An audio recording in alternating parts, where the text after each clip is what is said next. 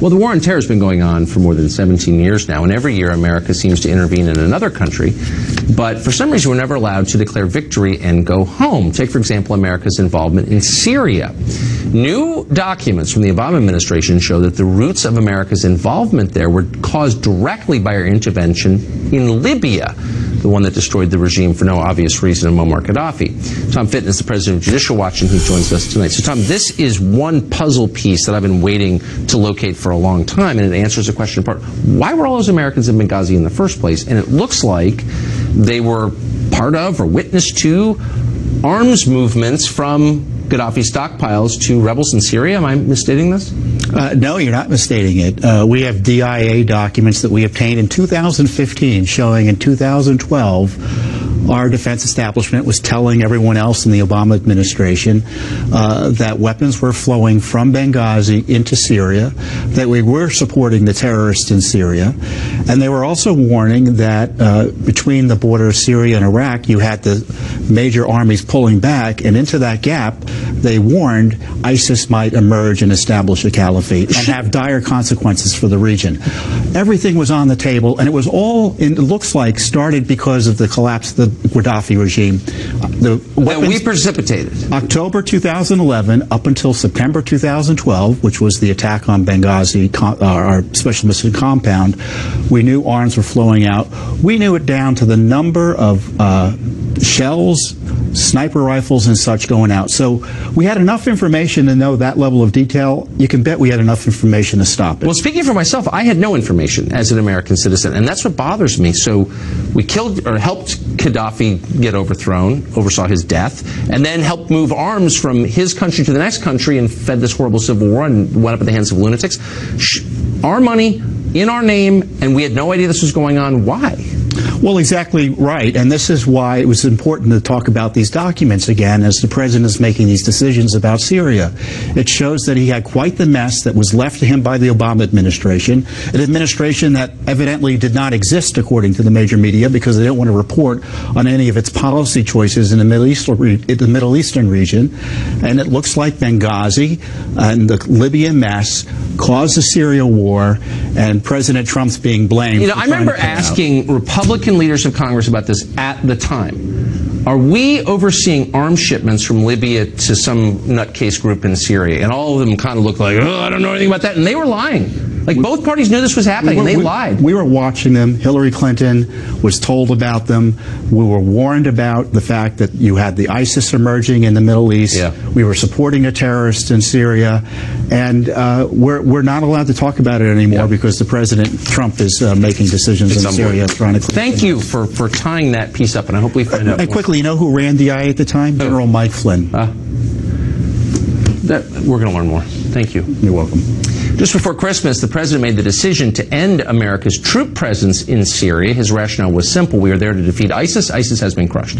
Time to declare victory and go home. Makes sense? No, not in Washington. People here lost control. America is not allowed to withdraw from any place ever wherever American troops go. They must remain until the end, whatever that is. Well, there's so many foolish things this man has done, but this ranks pretty high. A decision that is dangerous, and a decision that is a Christmas present to Vladimir Putin. Giving a huge Christmas present to Putin and to Iran. I couldn't disagree more with this decision. It's a terrible decision. I think this will be considered one of the worst foreign policy blunders of this century. These people are too dumb to govern. But they're governing nonetheless. They will get their way, potentially, despite the fact none of them is president. Only the president decides what our troops do. But they may win. Recently, Senator Lindsey Graham of South Carolina boasted that the president had been convinced to pause the withdrawal of American troops from Syria. No doubt the next objective is making that pause permanent. What next? Douglas McGregor watches carefully. He's a retired U.S. Army colonel, author of the terrific book Margin of Victory. He joins us tonight. Colonel, thank you very much for coming on. Sure. So if you believe in civilian control of the military, it should be as simple as the president saying this is what we're going to do. But it doesn't seem to be that simple. No, I think there's a problem, and you've got to remember that most of your senior officers are products of the Clinton, Bush, Obama era.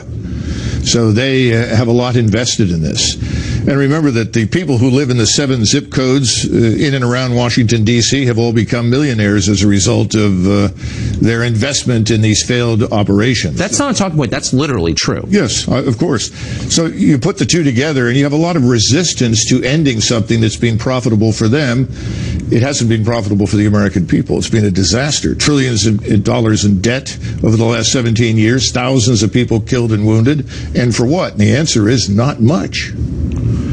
It just seems like if you're looking for a crisis, a constitutional crisis, or something that would undermine democracy as we practice it for 240 years, it's the idea of the unelected subverting the power of the elected, right? I mean, isn't that, that's anti-democratic by definition? The problem is, though, the unelected are being supported by many of the elected to obstruct this decision to leave. There's another reason for this, in addition to the problem with money. Historically, when we leave, as we did when we left Vietnam, right, we're out permanently. Yeah. People know once we leave Syria, once we get completely out of Iraq, once we get completely out of Afghanistan, it's over. And President Trump is going to do that. That's very clear. This pause is just that. It is a pause. We had to get out of northern Syria quickly. And the reason for that is simply there were tens of thousands of Turkish troops poised to attack the Kurds, the terrorists who have been attacking Turkey and northern Syria. We got the Syrian government to go in there. We got out. Now we have created an enormous problem for Mr. Putin, because Mr. Putin has cultivated the Turks. Mr. Putin has also cultivated his Iranian and Syrian allies. He's got to make a choice. Does he allow the Turks into Syria? Then he loses his position with the Syrians and the Iranians. So the notion that Mr. Putin has somehow or another won something is absurd.